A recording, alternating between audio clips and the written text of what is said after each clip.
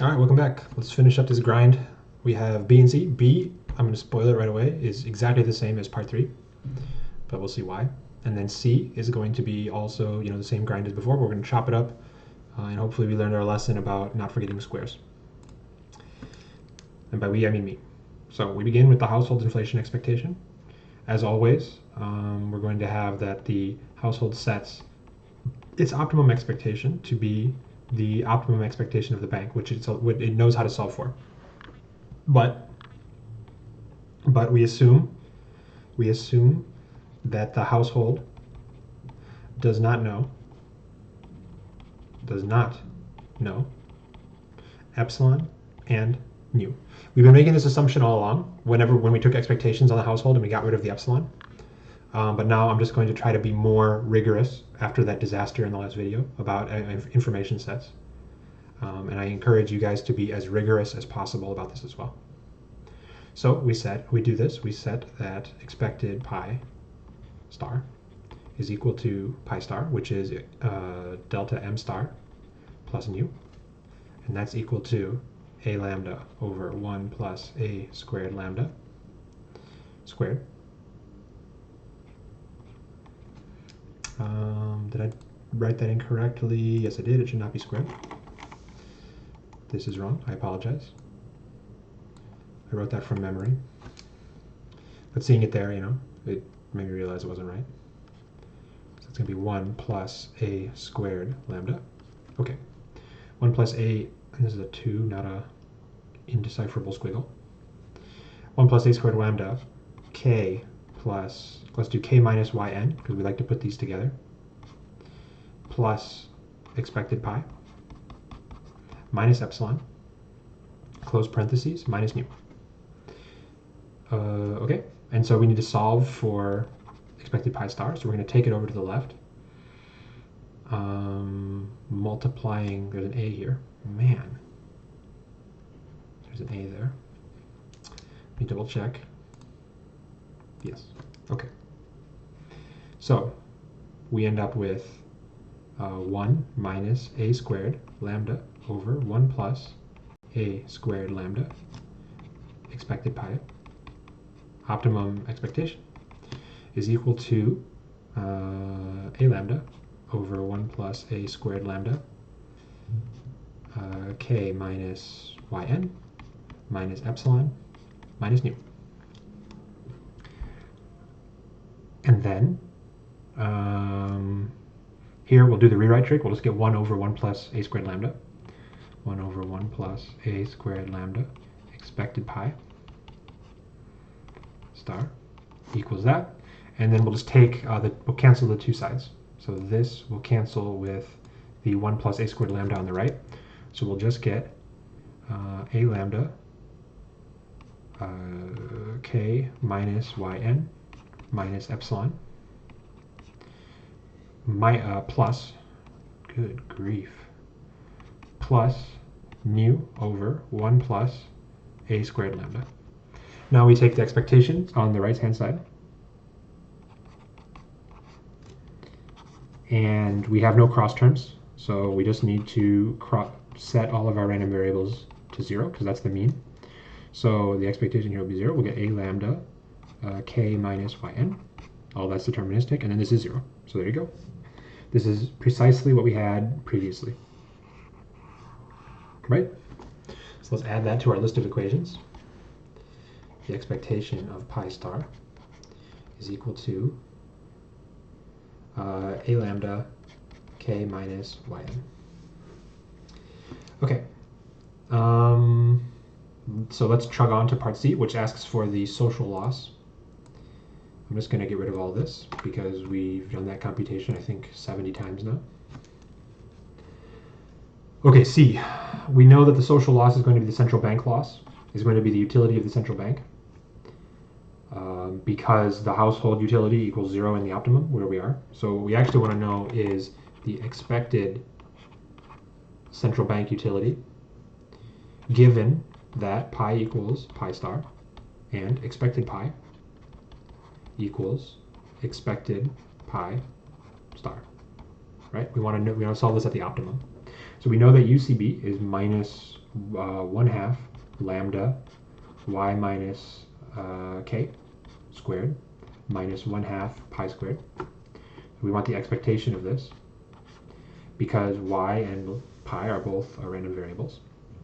So let's do our preliminaries. Number one, we want to know what is pi. Pi star after all substitution. So we need to substitute 1, 2, 3 equations into pi star. So where pi star is going to be a lambda over 1 plus a squared lambda times k plus, substituting the expectation, a squared lambda k minus yn. And then we'll have plus, nope, no plus, minus yn minus epsilon. So I substituted here. This came in, we're here, here, and now we need to close delta m, add nu. Okay, so that's pi star. And now we need to know what is the expectation of pi star squared, because that's what appears right here. So we're going to solve for the right-hand bit. So we need to write down the square of this. So let's gather up the middle first. Okay, you know I like doing that. So we'll have a lambda over 1 plus a squared lambda. And on the inside, we'll gather up k minus yn. So we'll have 1 plus a squared lambda k minus yn.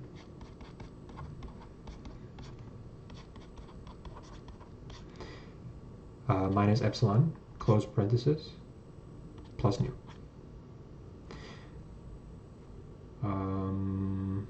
This big parenthesis, oh yeah, and this is all squared. This is all squared. Now I want to factor in the a lambda over 1 plus a squared lambda to cancel this.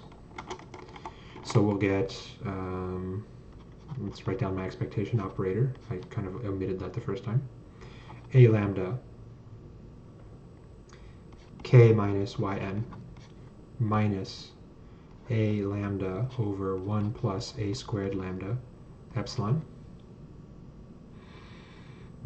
plus nu, all squared in expectation. Great. So now we're ready to get our answer. The expectation of pi star squared is equal to taking the square terms, so this times itself, this times itself, this times itself, we'll get a squared lambda squared k minus yn squared minus a squared lambda squared 1 plus a squared lambda squared epsilon squared. This is plus because minus times minus is plus. I did not forget the square this time. Plus nu squared. Now the cross terms. This one times this one in expectation will be 0 because it's all deterministic, but we have an epsilon which is 0. This one, the first one times nu will be expectation 0. This one, this epsilon term times nu will be in expectation the covariance of epsilon and nu, which we wrote down as 0. So we're saying that these are independent. Knowing epsilon gives you no information about nu, and knowing nu gives you no information about epsilon. Okay, so we're going to take expectations, and in expectation we just replace the squares with the variances. So make my eraser a little bit smaller. So let's get rid of this and get rid of this and just replace them with the variances, because we know that the expectation of a squared normally distributed random variable with a 0 mean is equal to its variance. Okay, and that's our first preliminary that we need. Let's draw a box around this. Right away we can see this is very similar. In fact, it's exactly the same as what we had before, this first term, the second term, just that we have this new sigma squared nu term now. Okay. Preliminary 2 is that we need to know what is y minus k. We need to know the expectation of y minus k squared.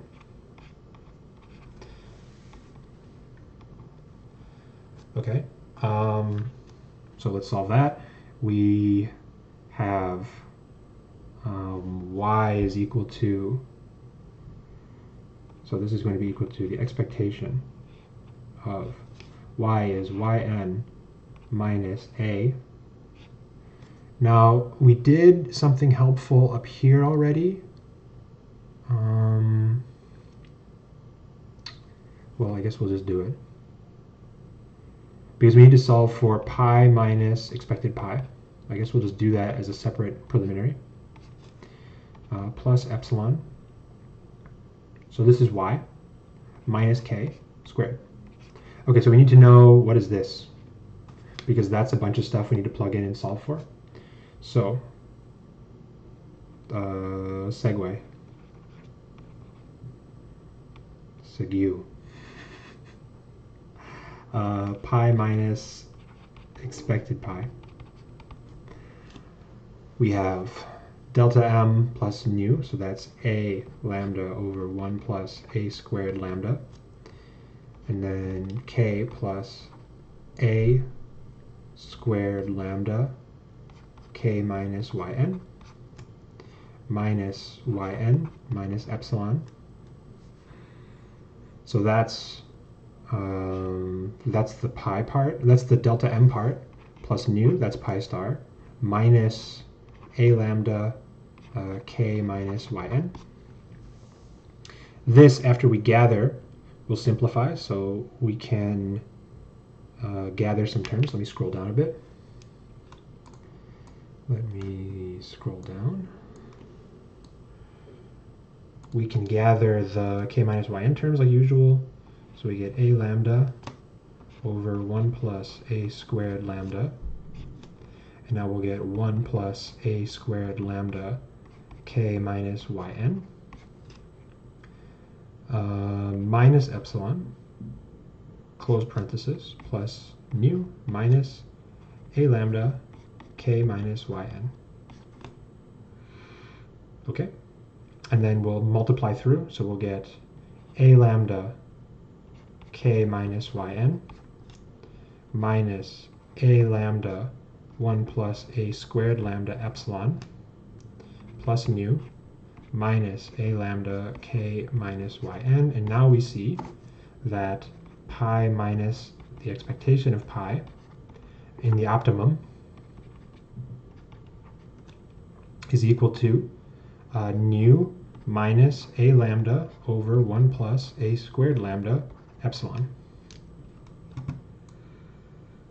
Okay, which is what we need to solve for our square terms. So coming back to the equation that we left off, bringing this guy down here, we have the expectation of yn minus a nu plus a squared lambda over 1 plus a squared lambda epsilon plus epsilon minus k squared. And we can gather some like terms here. We have our yn that we like, and we have epsilons that we can pull together. So we get the expectation of yn minus k minus a nu plus we write this as I must have changed a minus to a plus somewhere because I was expecting this to be minus. We had minus a. Oh, this is a plus, of course. Why is this a minus? That's a plus. So we have plus nu minus a squared lambda. So I didn't forget the square, but I'm still messing up all the signs. So don't mess up signs. Minus. Now we gather the epsilons, so we're going to have 1 plus a squared lambda minus a squared lambda. We're just going to have epsilon over 1 plus a squared lambda. And that's everything, right? We have yn minus k, there's that. We have a nu, that's that. And then we combine these two to get that. And all this is squared. So once again, we take the square terms first. So yn minus k squared plus a squared nu squared minus epsilon squared, 1 plus a squared lambda squared. And as before, we argue that all of the cross terms are 0. This times this, expectation nu 0. This times this, expectation epsilon 0. This times this, covariance nu epsilon 0. So no cross terms. So when we take the expectation, all we'll do is replace the square terms with variances. So we get that the expectation of y minus k squared is equal to yn minus k squared plus, and this is a plus because it's a square term, a squared nu squared plus, nope, not nu, that's sigma nu squared, sigma squared nu plus sigma squared epsilon divided by 1 plus a squared lambda squared. Okay, now we put it together. So our utility function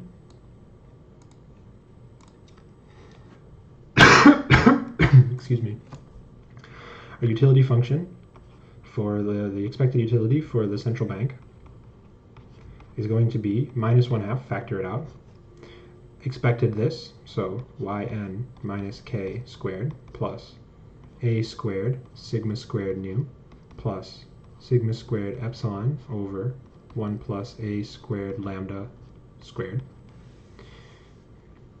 And there's a lambda in front of all of these, right? Because the utility function has a lambda. So I'm just going to factor it through. Why not? Plus, now the second one is just a minus 1/2. I took that to the front already. We just need to know what is pi squared expected. Expected pi squared was here. So I need to copy this so I can remember what it is. Okay, let's bring that down.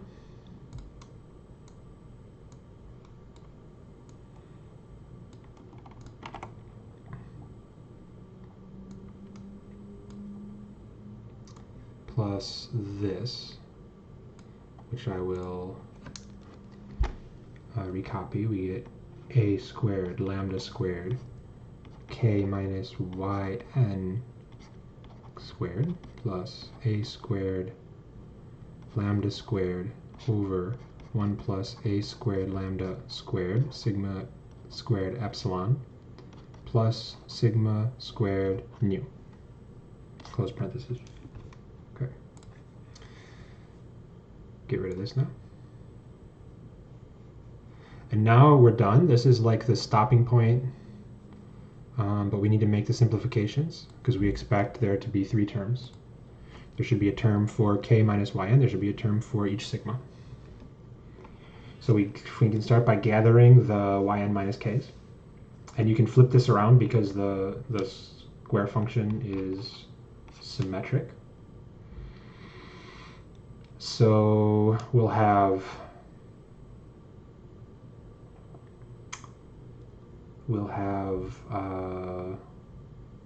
let's factor out a lambda from both. So we'll have lambda times 1 plus a squared lambda yn minus k squared. For sigma epsilon, we have 1 here. Let me change my color so you can see. We have 1 here, and we have 1 here. But yeah, we have a squared. So let's factor out lambda epsilon from both of these terms. So I'll write this as 1 over 1 plus a squared lambda squared plus a squared lambda over 1 plus a squared lambda squared times lambda sigma squared epsilon. And then here we have 1 plus a squared lambda. So we have 1 plus a squared lambda sigma squared nu, close parenthesis. So we have,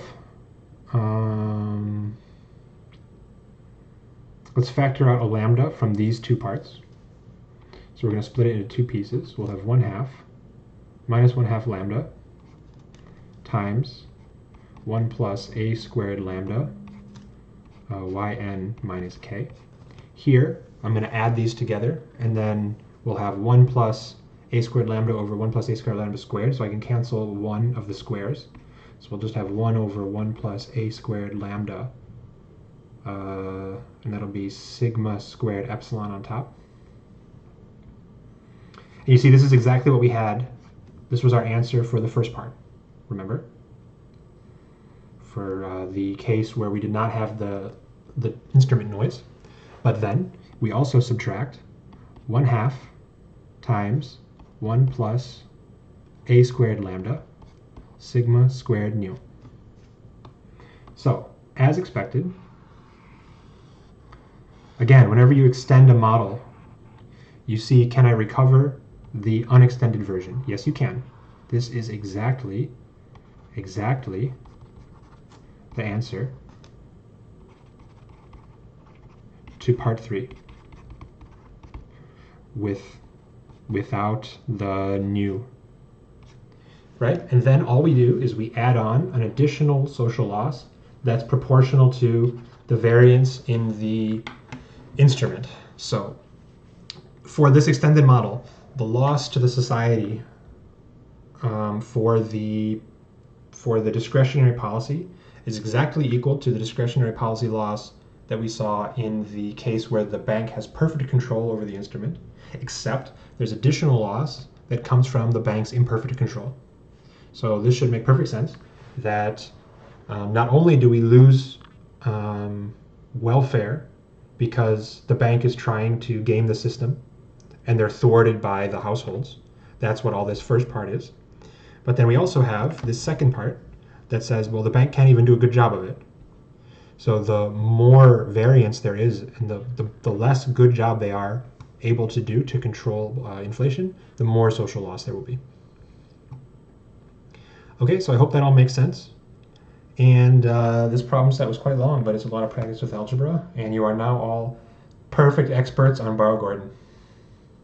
So if I gave you a Barrow-Gordon question on the midterm, you would ace it with no problem. So I will see you in the next two problem sets, which are, I think, a little bit less onerous than these are. Yeah. We'll go back to the ASAD model. The algebra will be a little bit simpler, but we'll bring in some tie dynamics and it'll be quite nice. I'll see you there.